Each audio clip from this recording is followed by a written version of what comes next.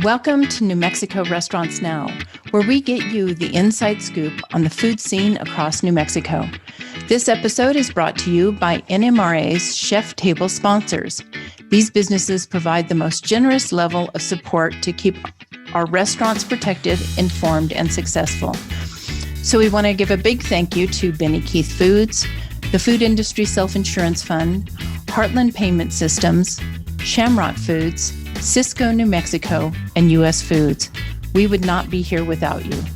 I'm Carol White, CEO of the New Mexico Restaurant Association, and our guest today is Janice Argabright, the owner and operator of the famous Owl Bar and Cafe in San Antonio, New Mexico. The Owl Bar celebrated, I believe, its 77th year in business this year. Is that right, Janice? It would have been our 75th. 75th, okay. All right. Well, congratulations. And how are you today? I'm doing well, thank you. Good. Well, let's talk. You know, the Owl Bar is famous, and it's famous for its burgers, but it's also famous for its history. And you want to start there with a little bit of the history of the Owl Bar? Yes. My great-grandfather started a grocery store. The Owl was a grocery store in the late 30s, early 40s. He became friends with the prospectors, which were the scientists that detonated the first atomic bomb down a ways from here. They rented cabins or rooms from my grandfather and my great-grandfather, and he got to know them. You know, they would come in from the desert hungry and thirsty. So he started selling beer and started cooking, warm meals, because he just had the cold cuts and bread and stuff. Then my grandfather came back from the war, so he kind of took it over, and he made the green chili cheeseburger. We say to this day that he invented it because the dishwasher didn't show up one day, and he would do the burger and then put the chili sauce on the side. And one day he says, I don't have enough dishes, so he just threw everything together, and there it was. The famous green chili cheeseburger. And I have to say, I've been traveling from Albuquerque to Las Cruces most of my adult life. And so we actually schedule our trips to Las Cruces around the Owl Bar and a trip to the Owl Bar. So we know that you're not open on Sunday. So if we're coming back on Sunday, we definitely have to go down. We have to go to the Owl Bar on the way down there. So I'm going to tell everybody. So if you're driving on I-25, you take the San Antonio exit, and that is San Antonio, New Mexico. We actually have a San Antonio, New Mexico. And exit 139. Exit 139. Thank you very much. You know that. And you just drive into town, and the Owl Bar is there on your left, and it's fabulous. I mean, it's and tell us a little bit, because every time you go in there, the walls are covered in $1 bills. And it's something that you have to do every time you go in there. You have to put a $1 bill. So talk to us about that. That started I would say about 30 years ago. There was this man that came in, and he put a business card on top of the $1 bill and tacked it to the wall. I guess so, it would attract attention to people. Then customers started writing messages and sayings, and this burger was good, or in any kind of message on the dollar bills. So at one time we had dollar bills on the ceiling, on the walls, for all over the place, and they started disappearing. So that was when my mom and dad had the place. So they decided, we're going to take them down. Well, it took us about a week to count, and there was 7,000 $1 bills. Wow. And they thought, well, what in the heck are we going to do with this? Because this isn't really our money. People donated. So then she thought of of giving it to different charities, and mostly children's charities. So every year now, we the week before Christmas, we take down the dollar bills, except for this year because we didn't have customers because of the pandemic. But we usually take down maybe $1,500 to $2,000 every year, and we donate them to the same charities. You know, it's like Carrie Tingley and Shriners, different. Nice. No, it's a great tradition, and it's kind of the strangest thing in the world, you know. So I also want to say that if you are traveling through New Mexico and you happen to take this exit, you can travel just a little bit further to the Bosque del Apache bird refuge, and it's just absolutely amazing. I mean, I've been down there when the snow geese were migrating, and you know, the pond is just covered in white geese. It's gorgeous. And then of course they have the sandhill cranes that fly over, and again, you know, you never seen a bird with a wingspan like that. And then you get to see thousands of them. It's just really, really fascinating. So a couple of reasons to get off at that exit. And let's talk about the food a little bit. So you mentioned the green chili cheeseburger, and of course I know that's what you're famous for.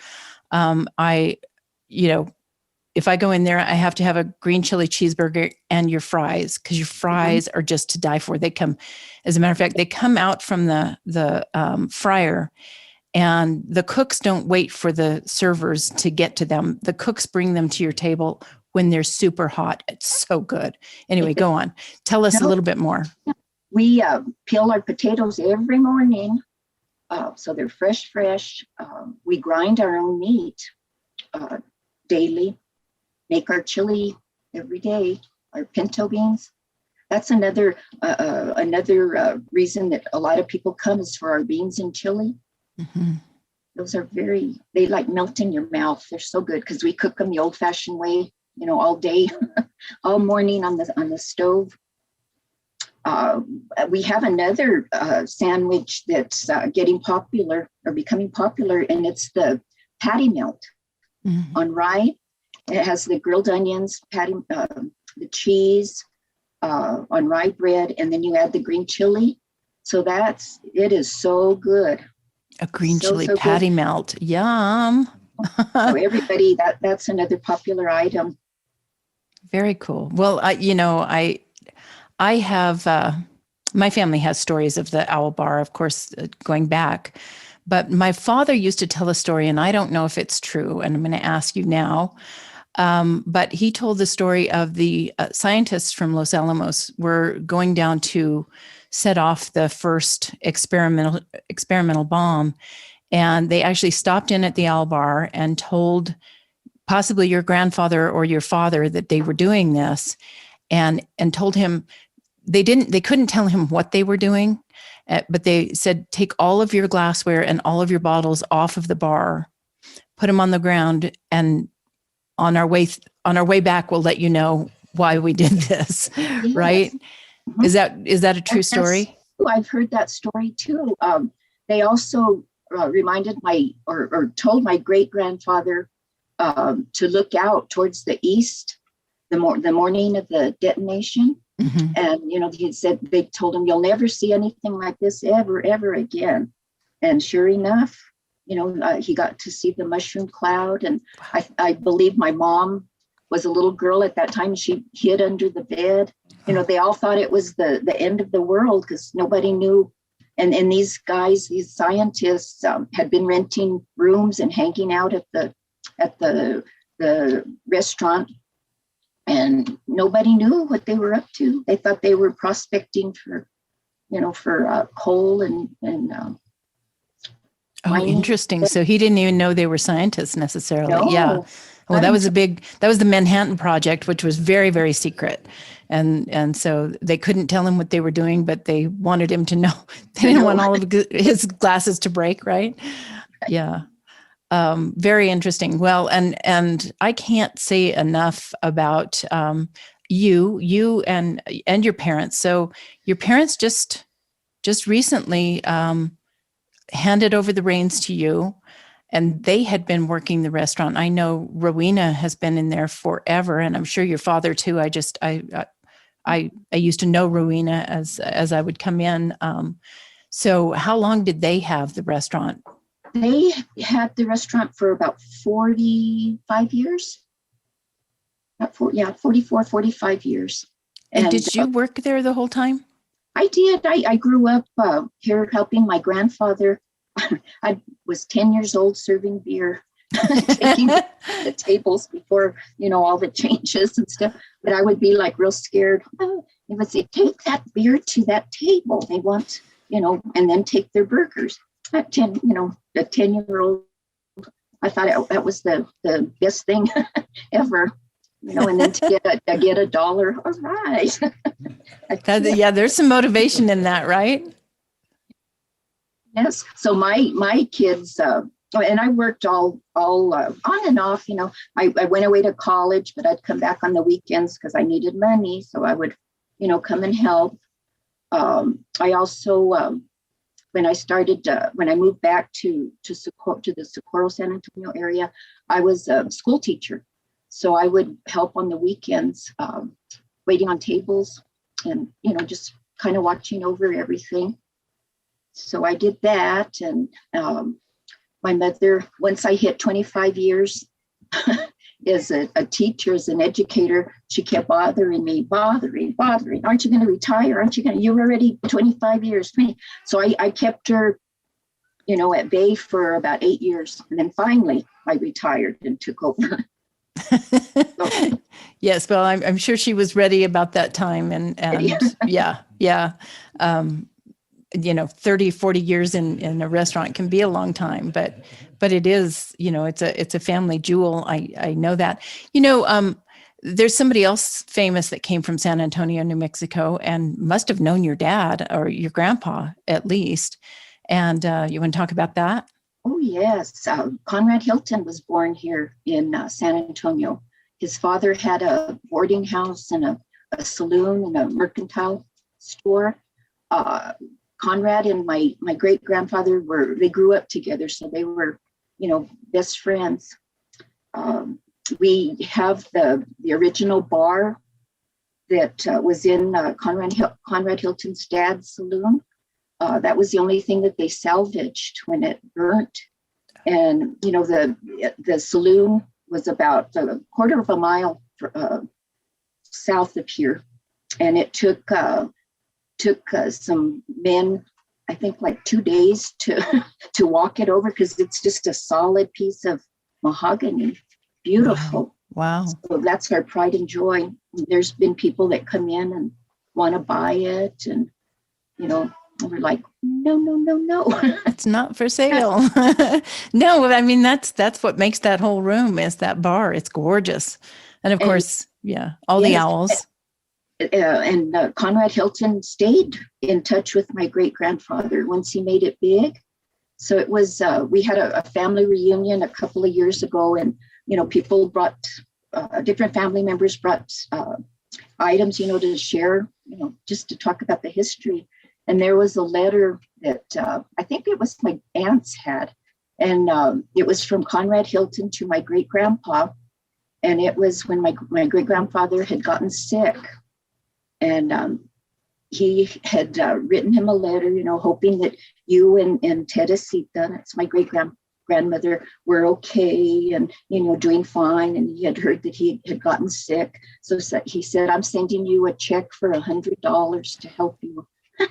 And, $100 at that time was a lot of money. So that was, that's a nice letter that I have framed here at the bar. Yeah, that's a nice piece of memorabilia, that's for sure. Yes. Yeah. So, and that's about it for San Antonio. I mean, it's a teeny town now, and you can get fresh vegetables across the street during the right season. During the summer season, there's and remind me the name of the vegetable vendor. Snake Ranch. Snake Ranch. Okay. Snake Ranch, yeah. It's Sicklers. Yeah. They bring in their fresh vegetables and sell them, and I go buy tomatoes and green chili there, and they pack the green chili to go. And again, we assume people know what green chili is all about and why we eat it here. Give us some history of green chili, maybe in San Antonio, but throughout New Mexico. Tell us what you know. Oh, you just have to have it on everything. It's true. Yes. People, I believe everybody around in New Mexico must have a little garden, and the first thing they plant is the green chili plant. They delicious, we get our chili from around the area and from Hatch also. But it's roasted. It smells so good when it's roasting. Oh, the produce stand on Sunday mornings when I'm home, I'll go out on my deck and drink my cup of coffee and just smell the aroma of the roasting chili. Delicious. So for those of you who are not from New Mexico, this is a time-worn tradition.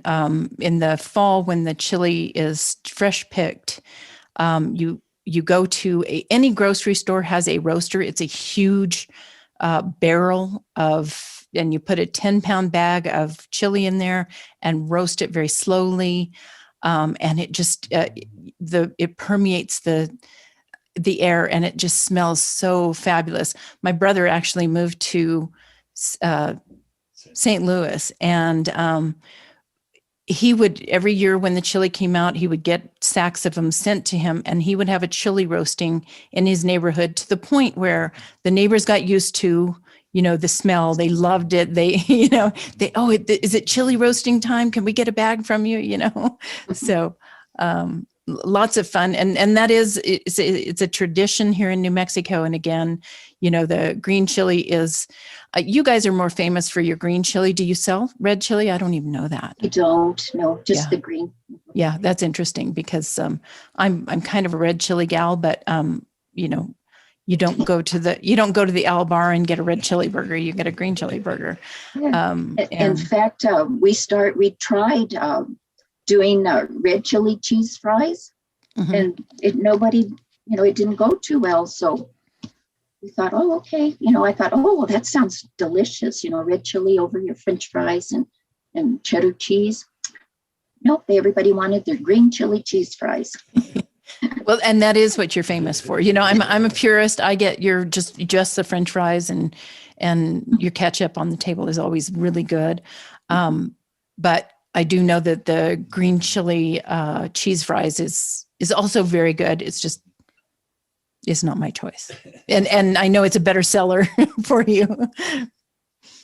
So do you have a favorite that you eat when you're in the restaurant? I just like a regular hamburger with extra mustard. Oh, good. All right. Well, listen, is there anything else you want to share with people about the restaurant, about yourself? No, I just, we're a family oriented, I can't even, a family business, I'll say, family owned and operated. I'm the fourth generation, and I put up a fuss all these years. I did not want to work here or run a restaurant, but oh my goodness, I am having a good time. I have learned so much, and with my background, I retired as an associate superintendent of the school district in Socorro. So I had a lot of financial background, with ordering stuff and keeping books and stuff. So I kind of like fell into that, and I've always liked that kind of work. But I have the best staff. Oh, I mean, they're very loyal. Some of them have been with us for 50 years. Yeah. And no, they are wonderful. And you don't worry about service there. Somebody's always right there to get your order. I mean, it's fast. And like I say, they don't wait for the French fries to cool down. The cooks bring them out of the kitchen. It's great. Yeah. And is there a generation coming up that you're getting ready to take over at some point? I sure hope so. I hope. Well, I have a daughter in Dallas. It's a speech language pathologist, and she loves the big city life. So I don't think she's my oldest. And then I have a son that's electrical engineer that's in Dallas also. And I kind of think maybe later on, he might want to come. But I'm thinking my middle daughter, she's a school teacher like I am, and her husband works for the Navy. But I can see them, someday coming back and taking over. Well, good. I worry about some of the restaurants that have been around for years and years and years, and not having anybody there to take over the reins and love it like their families have done for many, many years. So, well, we hope that happens. And, but for the time being, we've got you. And I just want to say, it's been such a pleasure getting to know you after having been in your restaurant for so many years. And again, it's my family tradition to go there. And I would suggest it for anybody else. If you are traveling down I-25, or if you just want to take a 1 hour and 15 minutes from Albuquerque. Yeah, we used to exchange kids there too. So no, it's a fun trip, and I would suggest it for anybody. So thank you so much, Janice, for being here. Really appreciate it. It's a lot of fun. I want to thank also our generous sponsors, U.S. Foods, Cisco, New Mexico, Shamrock Foods, Heartland Payment Systems, the Food Industry Self-Insurance Fund, and Benny Keith Foods for their annual sponsorship of the New Mexico Restaurant Association and its programs, including this podcast. Visit nmrestaurants.org to learn more about our Chef's Table sponsors. Thanks for tuning in to New Mexico Restaurants Now. You can watch this and other episodes on the New Mexico Restaurants Now YouTube channel, and you can subscribe to the audio podcast at Apple Podcasts, Spotify, and Amazon Music. Thanks for being with us. Thank you.